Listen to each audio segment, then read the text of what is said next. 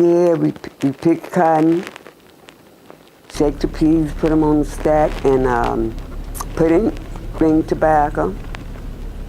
And end of the year, the boss man Chuck, we owe him instead of he owing us. So therefore we didn't have nothing for Christmas, still ragged. Old ragged houses, no screen doors.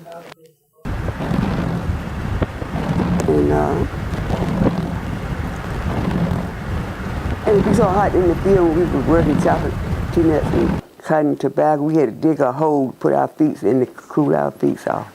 That's how hot it was out in the field.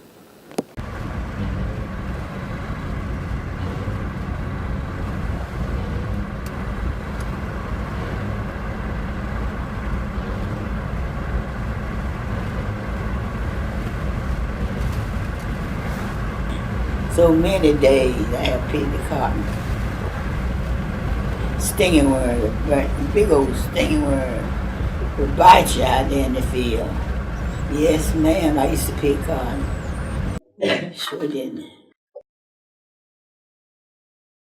I don't remember like I used to. I used to remember real good, but I just don't remember. It's okay. Yeah.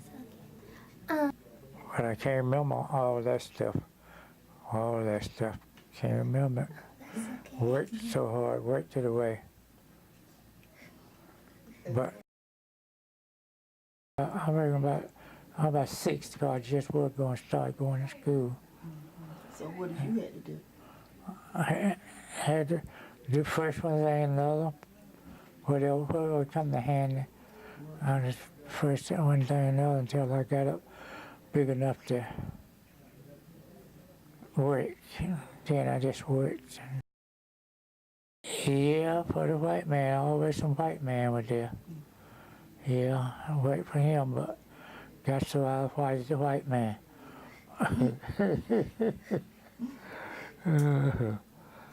Yeah. What about going? And we come home from school days and go in the kitchen and they had the cook stove had a thing on the top and would be biscuits up, sweet potatoes. Get one of them and eat it and go to the field and work till it get black dark and come home. And you got a bath once a week. You wash up and your feet and probably that. But on the bath you got was once a week, and you get a big old tub to sit behind a big stove and take a bath with 2 people. One would get a bath in the tub and get out, and then the next one would get in the same water and take a bath. And that's what we did back in those days. But in the summertime, you come in and wash your feet. That's all you did, wash your feet. Get right to go to bed. If two or three sleeping in the same bed. And they didn't have no screens or nothing. The flies and everything be in the house. It came up tough. And everybody had bed bugs. Everybody. My aunt was a clean lady. She was clean. And she didn't have no board mattresses.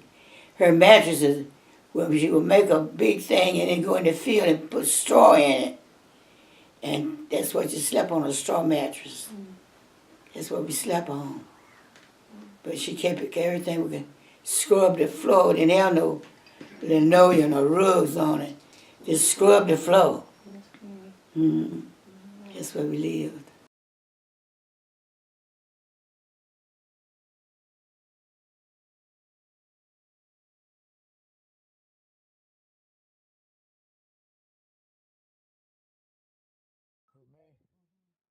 Lord. I must pick much as 200 and some in one day. About 220 pounds. Of cotton in one day? And I started working when I was like 6. I stood on a block to hand the tobacco off the bench. But there wasn't a whole lot of us. There was 7 in my family, but all of them didn't work on the farm. All of them. by the time they got big enough to work, then the farm was going by.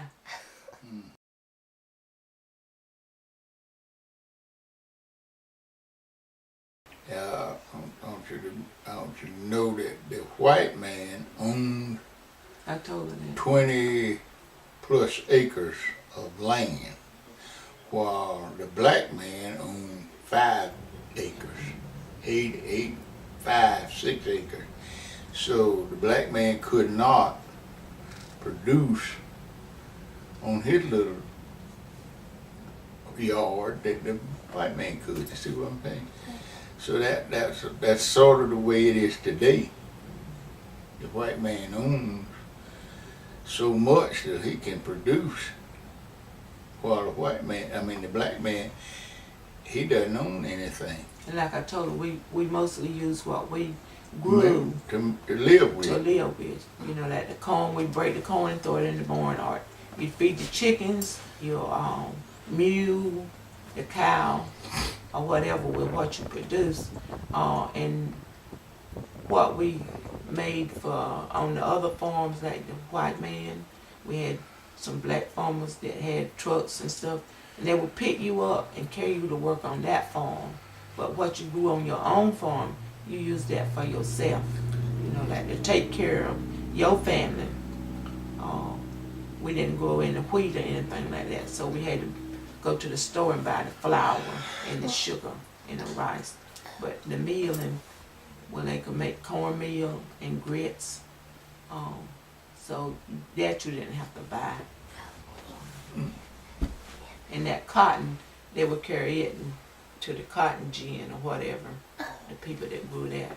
We just only worked in it to get us a little change, like I say.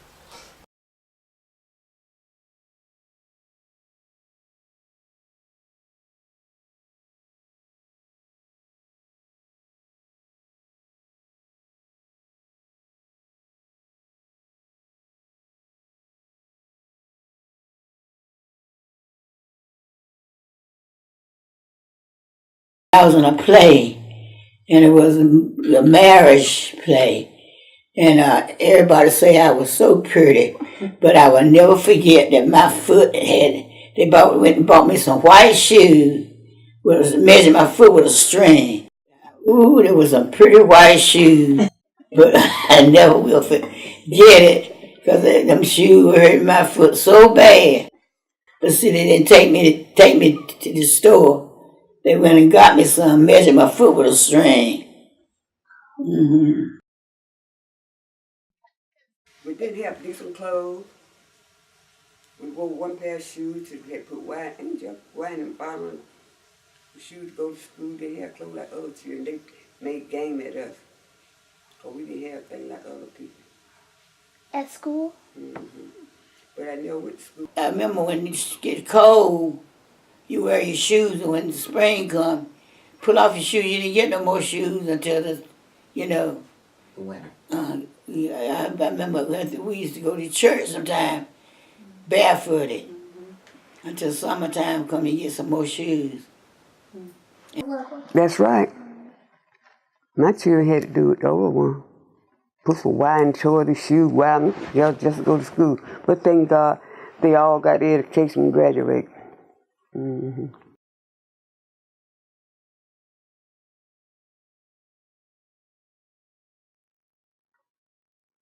I know Mama used to they used to bring fertilizer out to the farm on a bag, ground bag, take the fertilizer in the ground bag. Long then you had wash pots, the big old black wash pots out there. Mama had 3 or 4, and she used to put that lye and stuff in there and put those bags in there, wash them and bleach them. And we didn't have too many clothes on then. Take those bags and bleach them white, and she cut us out slips. Even made little dresses and onion for us to wear. Yes. All right. And with so many of us, we didn't have money to buy us clothes. That's why we used to have to live. Even her panties was so uncomfortable. And she made them. I made them with the sewing machine. She sewed and made me. Cause that's why Some of my clothes were made out of those kind of bags. Back then, those days, it was, because they didn't have no money. The boss man would give a check, a little check, and you had to take that check, it lasted a month, to buy food or whatever you needed out of it. Sometimes $25. You had to buy that, you had to use that to eat, you know, that's what you had. We just I came up really hard.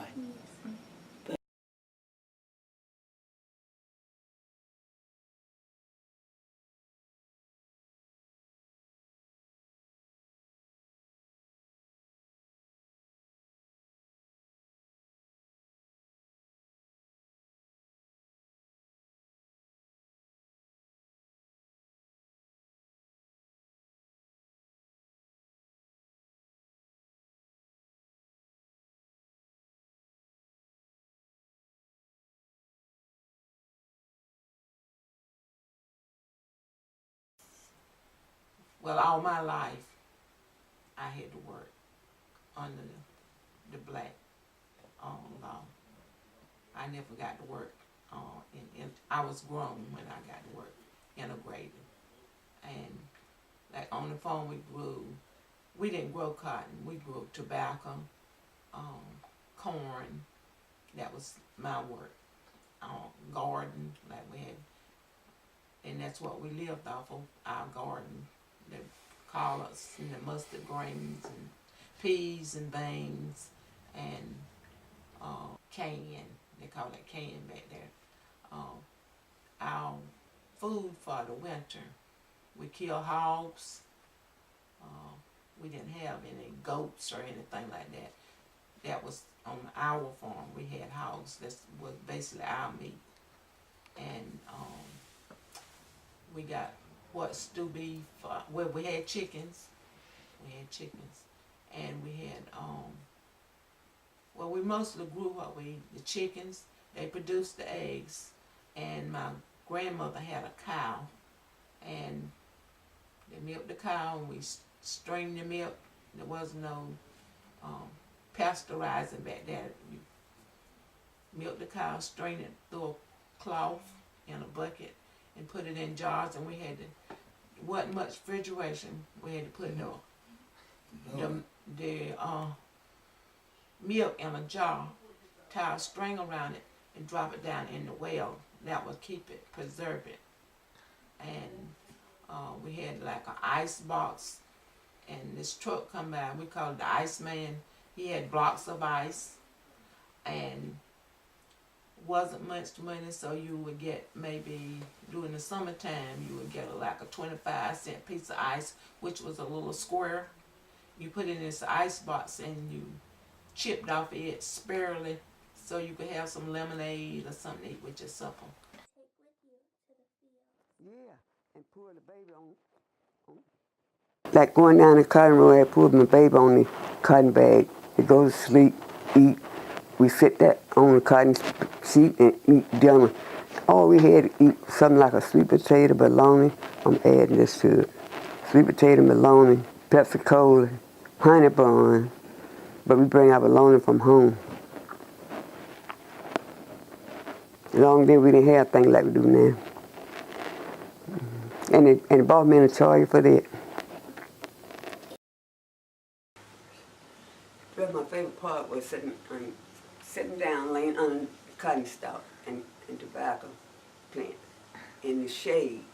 And what is pick cotton till his hands, hands get sore. And lunchtime we would eat bologna, Pepsi Cola, and pick cotton all day long, go home with sore arms, sore backs. And night come, the white man still sit on up. How much would you get paid? We got paid by the pound. So when we got ready to go in tobacco field, we had to work from sun up to sun down. Suckling tobacco, breaking the tops out. Then we go to the tobacco barn. When they looped the tobacco up, we had to put it in the barn. And the white man come along and said, that one there. So finally one day I grew up, I said I wasn't going to do it anymore.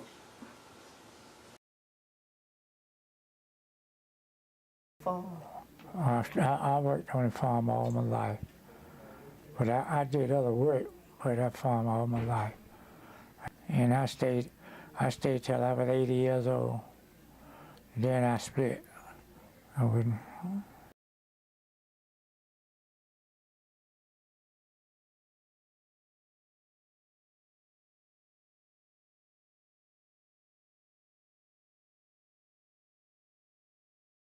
I don't believe it was $1. I can't hardly remember it, but I know we had to pick about 100 pounds for $1, I think. Yeah, I think that's what it was. Yeah, I picked cotton many a days.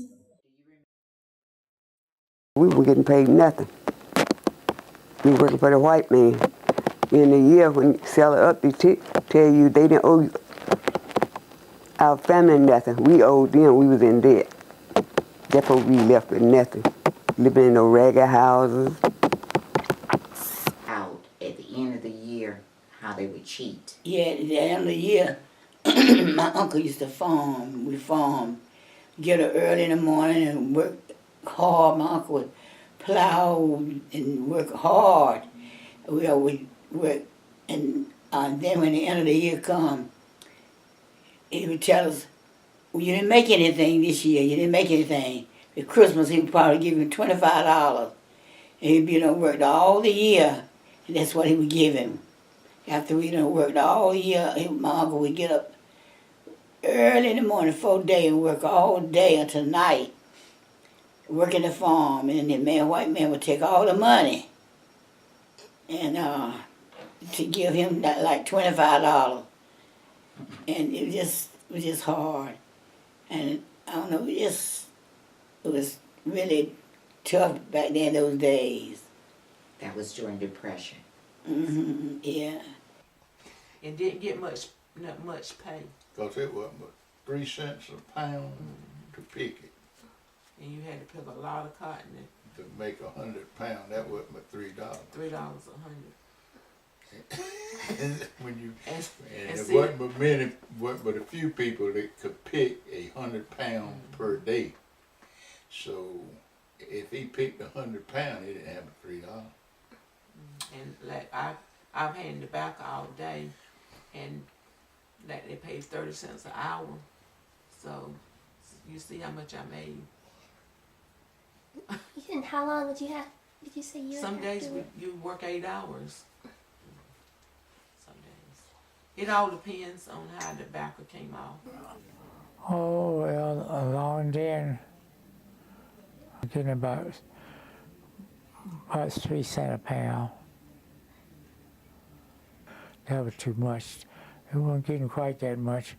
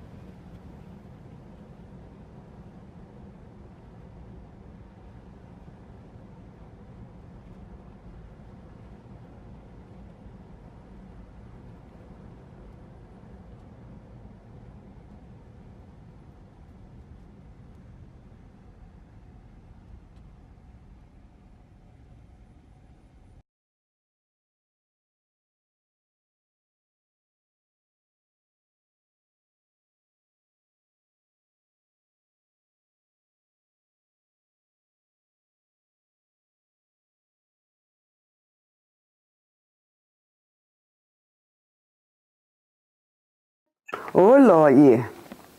Cottonburr.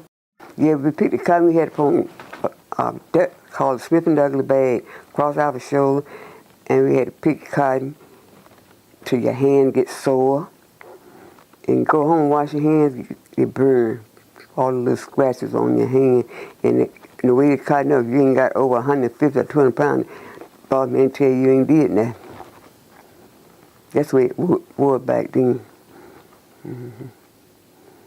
And I did pick some cotton But let me tell you, that's some hard work.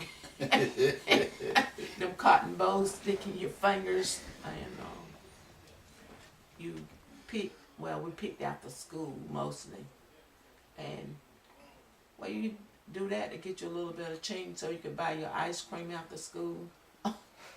Cause we had to walk to school until we got to high school. The elementary school we had to walk. So. You were talking about the Cuckleburrs. cuckleburrs. Well, a lot of people call them sheep birds. But it was, well, if you let this cotton bug get too full of sheep birds, could you call them, but cotton bug, and they'll get in the cotton and stick out in your hand, but Yeah, cotton balls. Cotton bug. Oh. Yeah, and see when they grow up green, they hold, and this time of the year, they open up. I don't know if you pass by and it looks like snow out in the field. That's when it's open, and that's how you pick them. And those little things stick you in your fingers. I don't know if you When you reach in there to get your pull cotton. the cotton. Yeah. But now see they got machinery. There's no more. I don't see anybody picking cotton now. You could pass by and there's much cotton left in the field. But when we picked with our hands, there was. It about clean out there. You couldn't hardly tell it was a cotton field.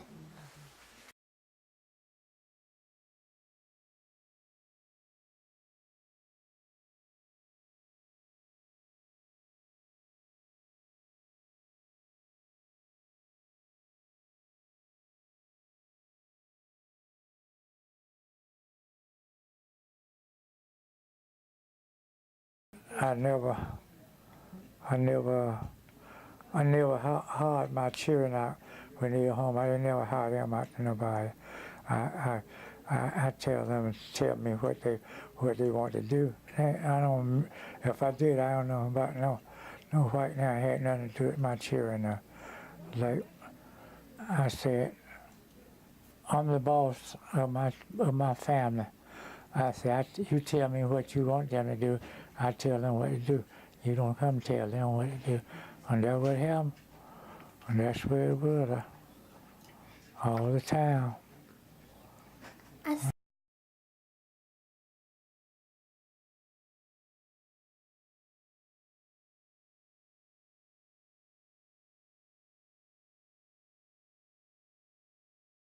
Me and my brother were working one day in the field sitting at tobacco.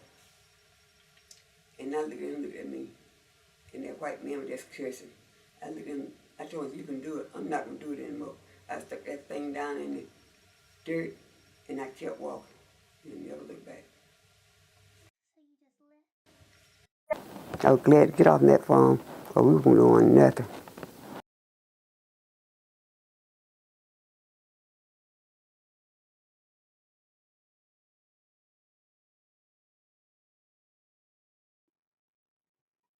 When I was around about 9 years old, I remember Dad used to tell us about it. Long being black people look up, see the boss man come, which they call overseer. They get scared and jumping. You go working real hard, like scared people gonna kill them. And they would come talking bad to them. We'd call them by the name, call them boy. And to me, that was racist too.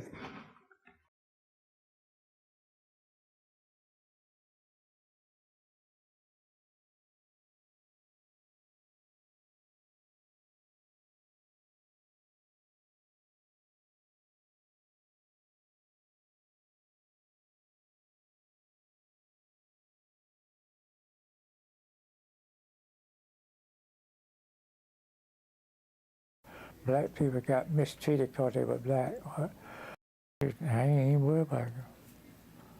I ain't never worried about going to war. I ain't never been. And on the war, they went to war out here in the country. Well, when we go to the barber shop places and grocery store, we had to go to the back, white folk to the front. And they wouldn't let about one or two at a time. And the bar, you can be scared to cut your hair unless they tell them.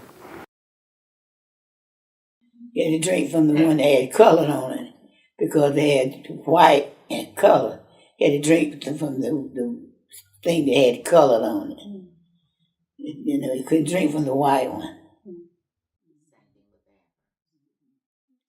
The black and white had the bathroom say colored and white. You can't use the colored one for the colored one. Yeah.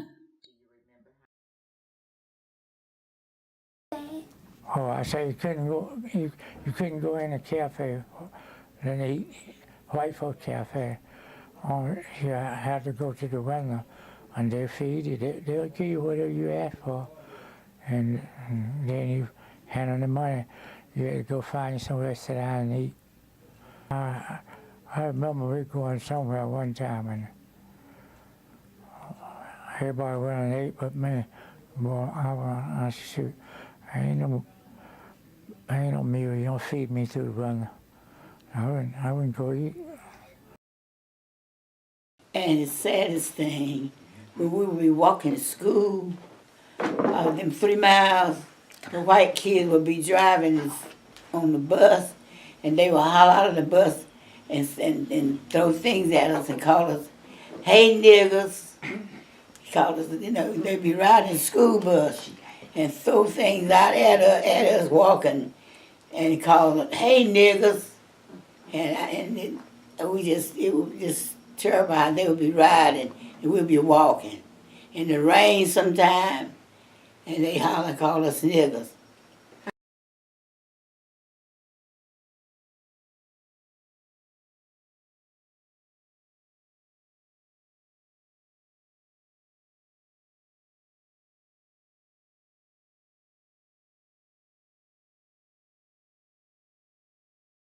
We were at all black school, and we had to walk a half a mile through the woods to get to the school, all black. No white. I never went to school with white children. They had separate schools. So we had to walk through the school, among with high top shoes on and long gray stockings and long dresses. Well, I went through school. I did graduate. I went through the 12th grade, and all of my whole life there wasn't no integration. It was all segregated, black and white. And going to school we got the material that the white folks had already used. Some of our books wasn't up to par because some of the things that we needed to do, they were already damaged. The books were damaged, so we did the best we could. I had to walk 3 miles to school every day.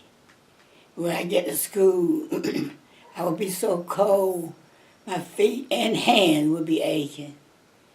But anyway, it's what I did.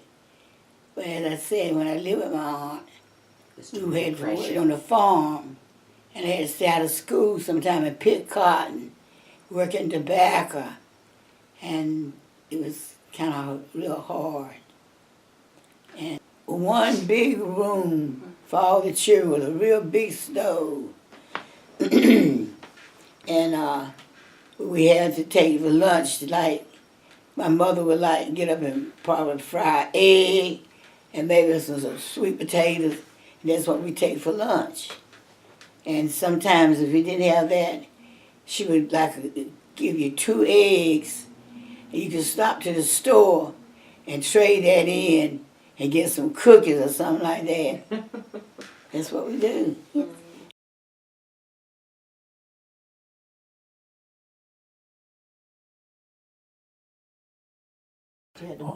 Oh, I did that a whole lot of time. That's why I didn't get no further than I did. See, I had to stop, go to school 2 days and work 3. Couldn't make it like that.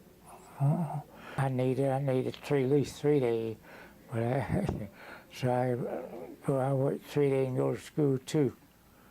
And up to I was in the 4th grade. I promoted to the 4th grade. I just quit, wouldn't go to school no more. I got mine I call it the hard way. You might not want to hear that here, but that's the way I got mine the hard way. Yeah. I learned a whole lot of things from other people, what they would tell me and what they would do. That's where I learned a whole lot of things. And long then I kept it in my head. Yes. I was, when I got old enough, I guess I must have been about 12, 11 or 12 when I started working out in the fields. And I used to pick cotton, and I used to plow, and we did a lot of work on the farm, and then I wasn't able to go to school. So when we went to school, this is elementary. The kids used to call us raindrops because we were only could go to school when it rained. The kids that you went to school with, or other kids? Well, there were some kids who parents was, maybe they had older kids who would work on the farm and they could go to school, but the kids in my age bracket, oh, here come the raindrops. Oh. And I didn't graduate from high school, so I'm an 8th grade educated boy. That's all the education I have for book-wise, but I got plenty my education. And when I say my education, I mean black and white, red and blue, any kind of color you want to name. I got it.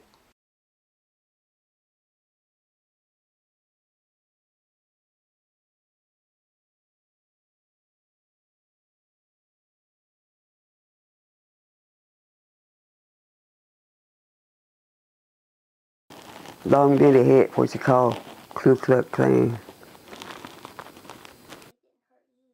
I never go around because they'll bring crosses in your yard. That's when you know they're going to get you.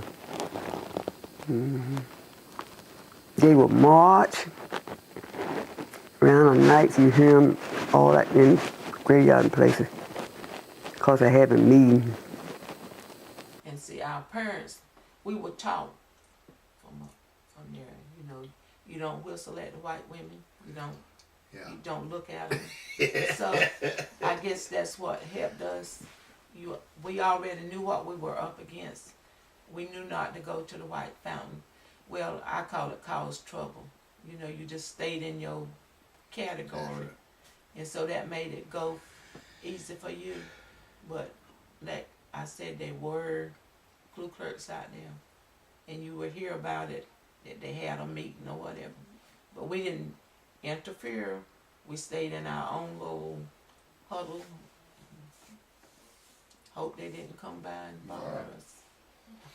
Back in those days, it was like Jim Crow time. Good, you know, white people would, didn't like black people in the fountain where I lived, and it was a man that I knew that used to come visit us. And never forget him. He lived in the neighborhood. He was a nice-looking man. Had gold. I remember him by having gold teeth in his mouth. And he was working for these white people. And the little girls told her mother that he was playing in her panties. And they mobbed him, put him up a tree, and killed him, lynched him. And we could hear him moaning and hear the gunshots. And all the black people in that neighborhood put all the lights out and was scared to death. They killed him in less than a mile from our house. The tree is still back there in the woods where they lynched him on. The tree is still standing back there. Mm-hmm. And my mama's first cousin was at a store where a little black child was eating ice cream in a cone. And I don't know what happened, but the white man knocked it out of his hand. And my cousin knocked this white man down and started a big roaring fountain. And about 2 months after that, he was killed riding a bicycle. So we think that the white people did, some white man ran over him and killed him. So it's, back in those days, it was just really like Jim Crow, just like, it was just a bad, Fountain was just a place, was. They were dangerous. There's something out there now, but nobody's scared of them.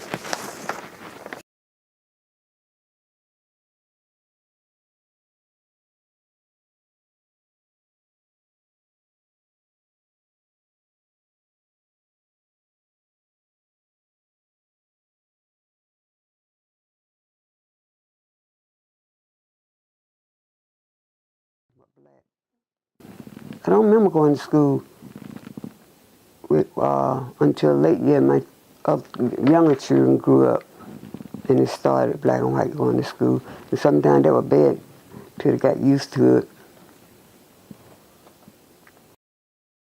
I think Mamie Lee walked to school the first year she was going to school. She was about 5 years old.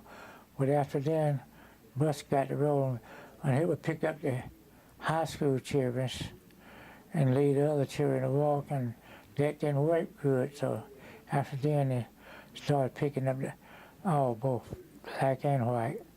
Because the white, they'd come out on the bus and pick at the children, throw at them. But it got to get better. If they had stopped, they were going to been worse than they would have been. So worse, I could tell it all. But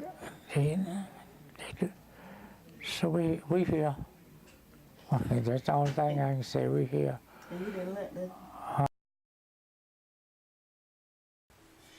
Well, I went to a federal paper then, and I guess that's when Martin Luther King come on the scene, and the company wanted to borrow some money from the government, and due to the fact that the company wasn't integrated enough, the government wouldn't loan them the money.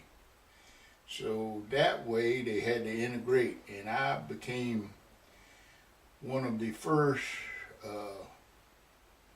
black, I was a millwright, and I was an industrial mechanic. They taught me how to work on things, all right?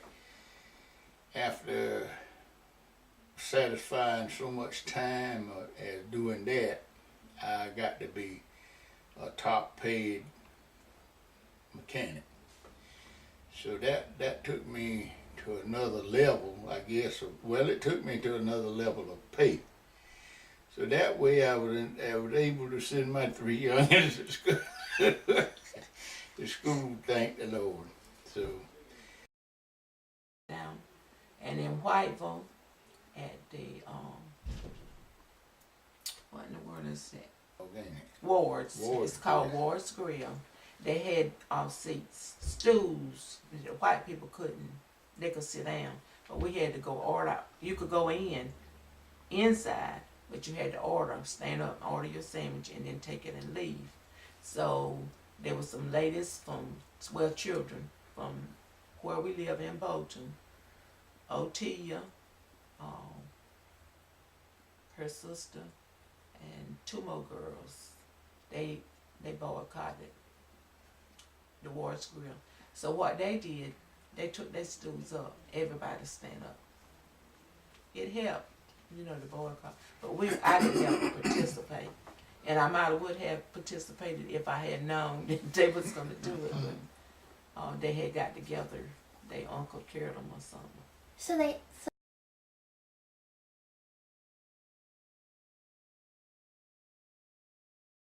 The day when the war ceased, World War II, when World War II ceased, that's the day when everything come clear.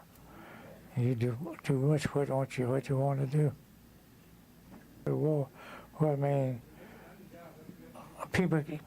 people learn more how to treat you. They Treated you better.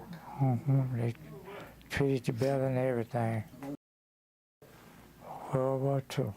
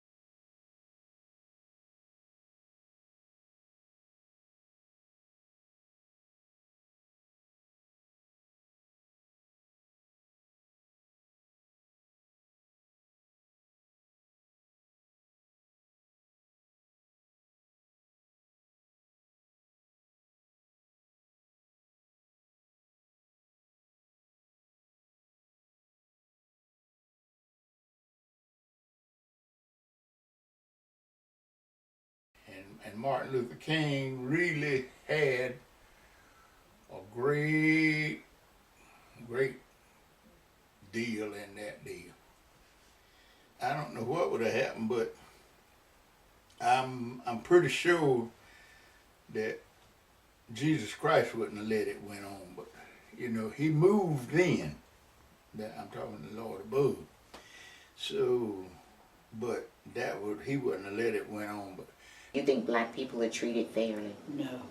You know, I was there when Martin Luther King did his speech.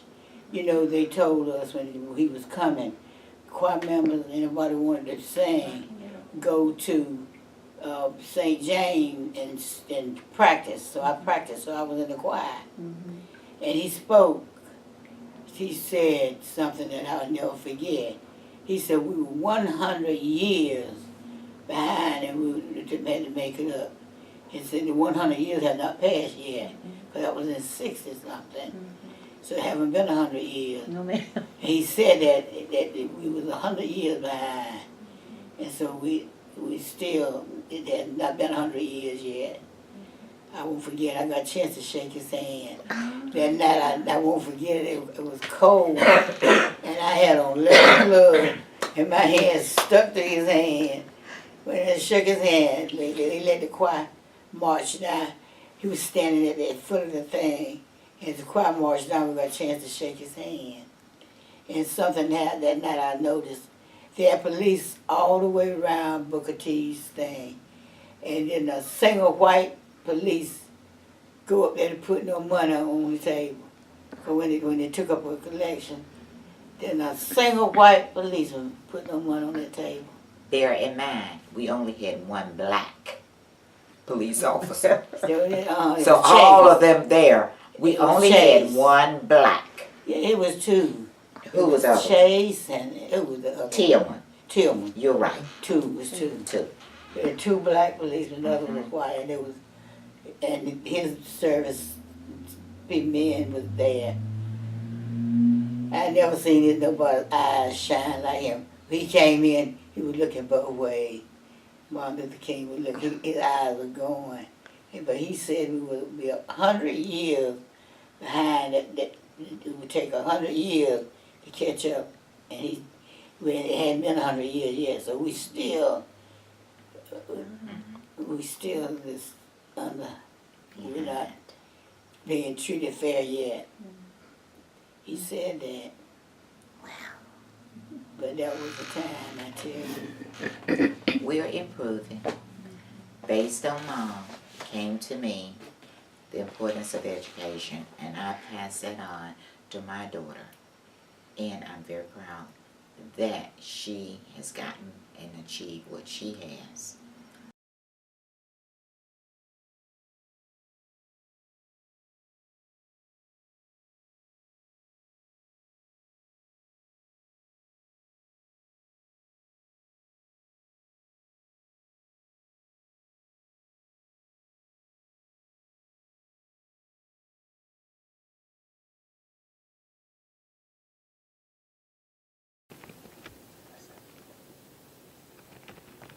Moving out of an old house into a good house, staying warm, good food, decent bed laying. We used to always had a bed, but we sleep on some grass mattress. Had to go outside the cornfield, cut that grass, shake it up and pack it on a mattress. That's why we slept on it. But now we can sleep on a decent mattress.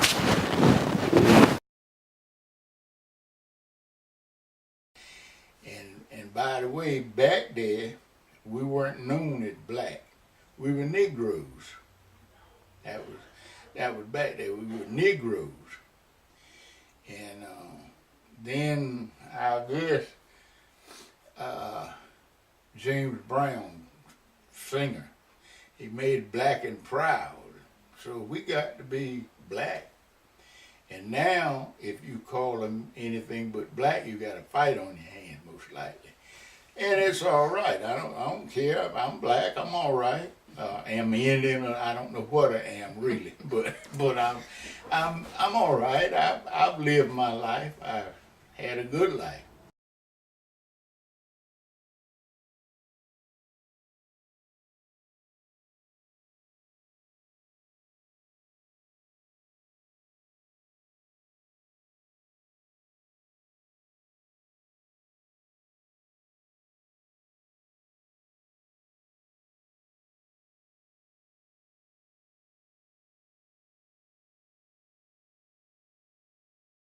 No, they say it is, but it ain't never gonna be equal. Always gonna be some, what you call it, confused, racist, no matter what. It's still a lot of it out there. Oh, it might not be 100%. What I tell you right now, it's about 90-something, 90-something. Because the black thing will take over the white now. What it did. He will get just a little bit more out of me and you than he would a white man. He will treat a white man a little bit better than he will treat me and you. It doesn't really affect me, I reckon. You know, I know it's there, and I know if I want me a house, they're gonna put a little more on me. I'm gonna pay a little more. I'm gonna do a little something that he didn't do, or the man that come to fix whatever I got or whatever, he gonna do a little something to me. So you know, I just how you explain it? You just know it's gonna happen. You get prepared for it to happen, and you tighten up a little bit more so when he hits you, it won't hurt so bad. If you know what I mean. Yes, sir. I do. So you know, you just get prepared. You don't let it stop you. You just get prepared for a little more sting, I reckon, out of the whip.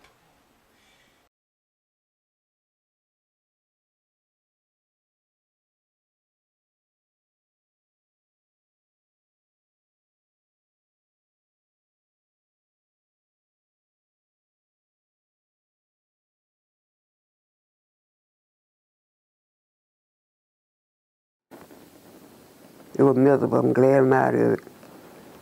Long thing you can hardly look at white folks. You gotta call you niggas. But one day we woke up.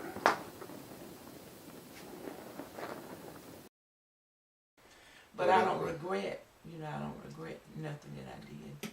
Somebody says, you want to, I said, no, I don't want to go back there. And I don't want nobody else to have to go back there. I'm proud of the inventions and stuff. But you try to get the young people to see, just don't goof off your time. Find you something you're interested in and go for it. I'm no dentist, but I'm glad of the ones that's dentists. Glad of the ones that's doctors. And I'm glad of my education that I got. Somebody was out there to better it for us, So I hope it continue to be somebody out there to better it for the next generation.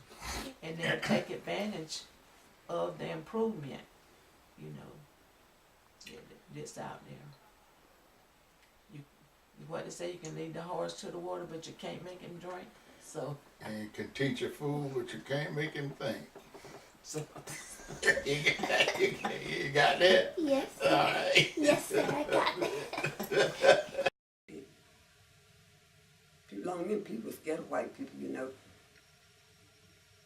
Scared to make them move and all that kind of stuff. Such thing along with out thing called cuckleburrs.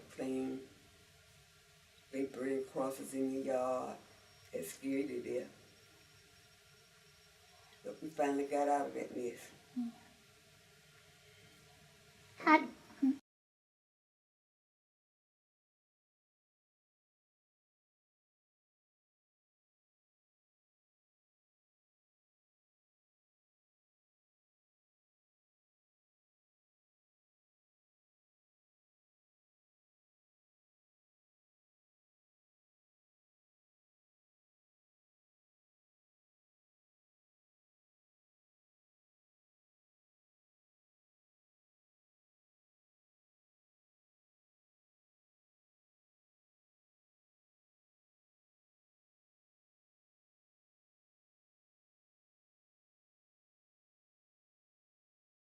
And you get up in the morning and might cook a pot of grits and fry 2 or 3 eggs and some rib side meat, and get some biscuit, and you had it made.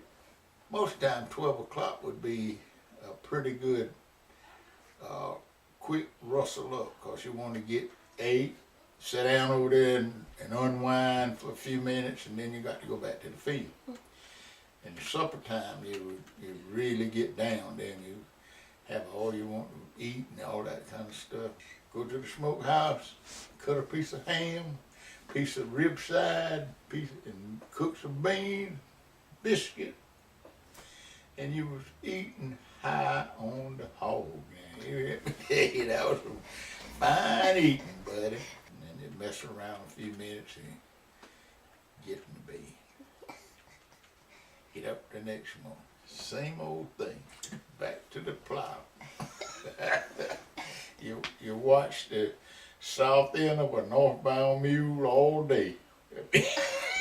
Oh, I get it. You got it? Yes, sir. All right. Yeah. Watch the south end of a northbound mule all day long. That's how we come up, baby. I said, ain't nothing no better than a pan of fried onions, some rib-side meat, some cornbread. They looked at me, what, Grandma? I said, yeah, that was supper. Mm-hmm. You go out there and pull up them onions and wash them, slice them up, fry them. Well, you fry your meat first, then cook your onions, cornbread. Come and get it. Ready for supper. And that's good. But now they tell you, you ain't eat no balanced diet. I said, well, I'm here this long. One day she came home from school hungry, stepped up on the molasses barrel. Let me tell that. My grandfather, when he got old, he come to live with us, and he grew cane that you make molasses with, and he took my cousin and me with him to make the molasses, and he put it in stands. Had 2 big stands for 10-gallon stands. and had them sitting beside the cabinet where the biscuits was up there. And I come from school hungry. I got me a biscuit and go up and go stand on top of the thing to get me a biscuit and come down there and get the molasses. The lid come off of the thing and my foot went all the way down in that molasses thing. And I had to go to the well, it was cold, and put my foot in a tub and wash it. We still ate that molasses. Did they know? I've never been so... Did what, babe? I was saying, did they know that your foot had been I'm in the sure they did. My foot went down in that whole thing of molasses. I bet. I Soft stand up shoe on top and of all. the thing, reach up and get me a biscuit.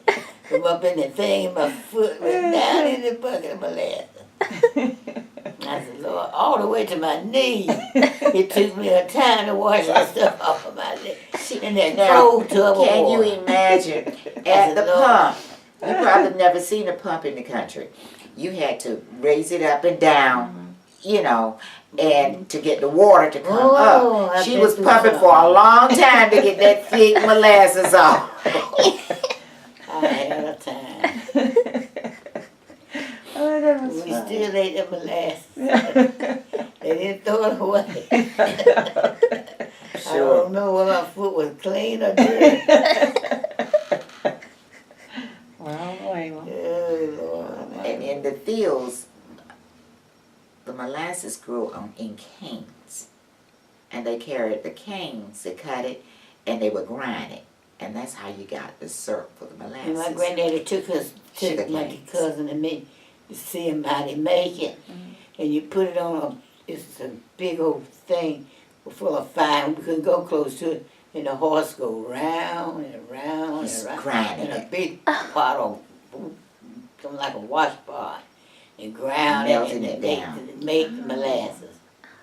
He took us to see him do it. It's amazing how they do that, make it out of And and the it's cane look like no bigger than that. a Listen. stalk of corn. Yeah, about like that. Mm-hmm. And you can, it's sweet. When you cut it, you can bite it, it's sweet. It's really sweet.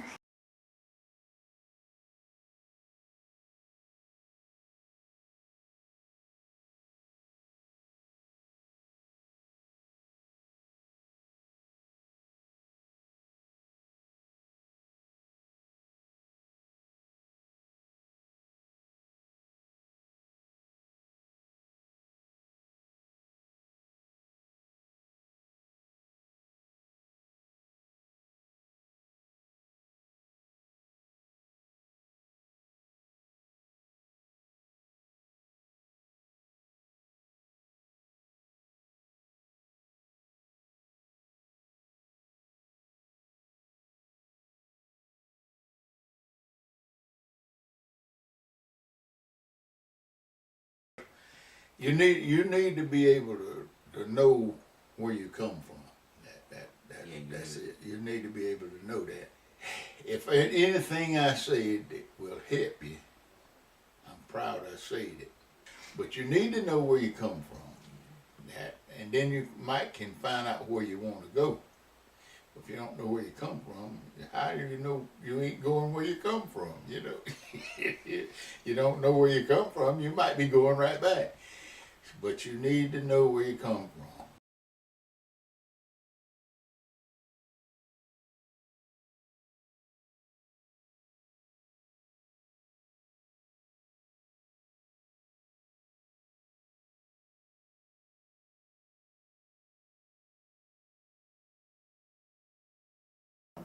I'm on 97, and I'll be 6 more months. I'll be 98. That's a blessing. It is a double blessing. It's a double blessing. I thank the Lord for being here. Thing I want to add. Okay. All thing I want to add, I hope everybody live live as good as they can, be as nice as they can. You can be nice, you can be nice and get along.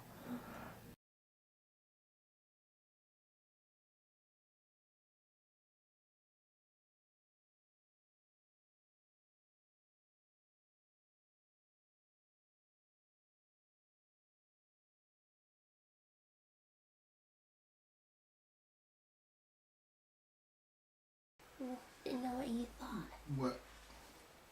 Well, my advice is for them to, you need to get your education. You need to get your education, cause more or less, you haven't experienced what we have experienced. Cause you don't have to work. Each generation has gotten a little bit better. Cause when we came along, we tried to make it better for our children, you know. Even though we instill in them the values of work, that it pays off. Each generation get a little bit better. See, my children give their children, they didn't have to work on the farm or anything, in which I think if they had the experience to come up on the farm, do some manual labor, get some dirt under their nails or whatever, hands getting dirty, that it would make them appreciate what they have now. And see, they just lost no cause of theirs, cause their parents couldn't stay on the farm. When they got their education, they got to move where the work is. There's no machinery has taken the work out of farming. You know, you can take 2 people and do what 20 head of us did in one day. Cause I try to instill in all the children, go to school, don't goof off, go to school. You get that, the teacher do this, I said they got theirs, you got yours to get. So whatever they teach, you get that, put it up there. And nobody can take it away, you know. I don't know how to run that machinery you got there, that film you doing. But hey, if you got it up there, I can't take it away. You know, I can't take it from you. You got that. And you might can teach me something. Then my mind out there, I always try to be there for them. And see that they went to school, that's all. And thank the Lord they went to school, and every one of them, I'm just as proud of them as I can be. My chest sticks out 6 foot when I know that my baby is a nurse, my oldest one is a teacher, and my young middle one is a businessman. Hey man, I'm all right. That was the end of that, but it's still out there, and I want you kids to be aware of it, because they will sell the company to get rid of you. You know what I'm talking about? You can't you can't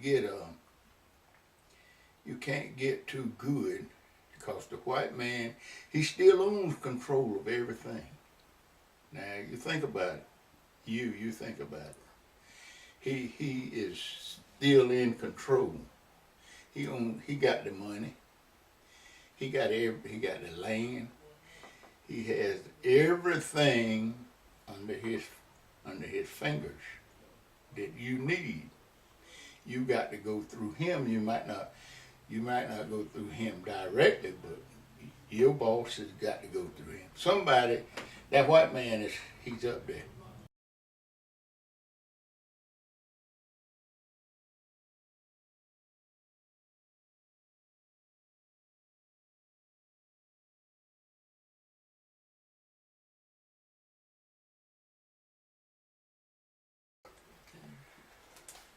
My name is Alice Graham Freeman. I was born in Bolton, North Carolina, Columbus County, in the year of 1937. And my name is Leroy Freeman. I was born in Bolton, North Carolina, Columbus County, in 1935.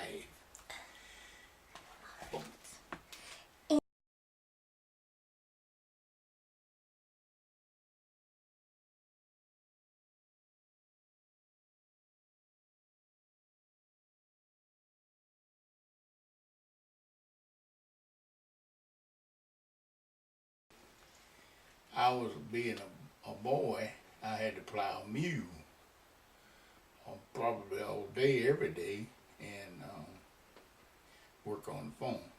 So putting in the back of picking cotton, I didn't pick very much cotton, because by the time cotton come in, I was going out. And when I mean going out, I was graduating from the farm.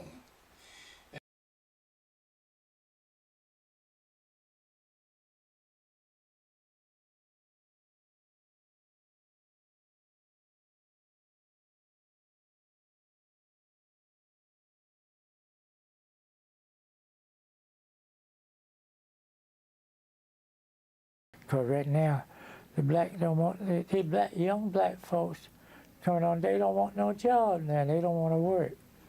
They want handout. They don't want to work, so I don't know. I ain't out there with them all. So I know I said, I ain't got to work. I can't work, so. You worked enough. Huh? You worked enough. I guess so.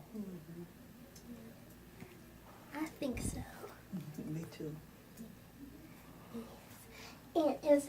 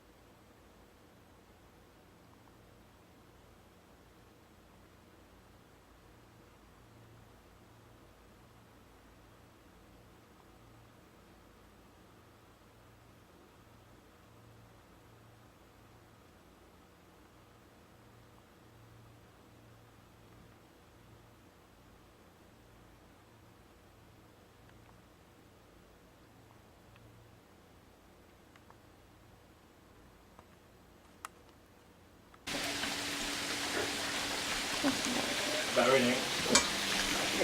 Shake my little stuff in here. Yeah.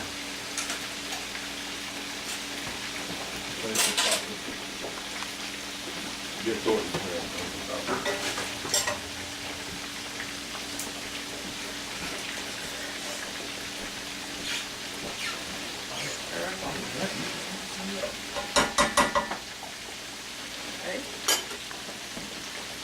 That good? Thing looking good. I'm all about the good. And let Smithfield turn up the flavor. That's the only. They're gonna know that ain't true, but you got a bunch of black folks and they coffee.